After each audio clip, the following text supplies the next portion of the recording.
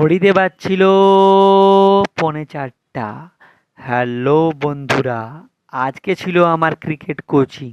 তাই ফ্যাটাফ্যাট বিকেলে ঘুম থেকে উঠে চোখ মুখ ধুয়ে মায়ের হাতে নুন লঙ্কা দিয়ে মাখানো পেয়ারা খেয়ে বেশ ভালোই লাগছিল। তারপর স্যাঁটাস্যাঁট রেডি হয়ে আমি জুতো পরে সিঁড়ি দিয়ে নেমে পড়লাম বাইরে যাওয়ার জন্যে।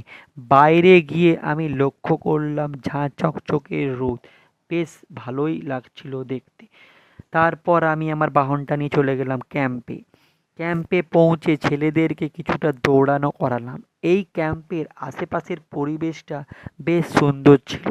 নীল আকাশ, হালকা মেঘ, ঝাঁ চকচকে রোদ, চারিদিকে সবুজ সবুজ গাছপালা।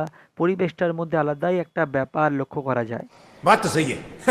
তোমরা যদি মেদিনীপুর স্পোর্টস ডেভেলপমেন্ট একাডেমিতে আগে কখনো এসে থাকো, আমায় কমেন্ট করে জানিও।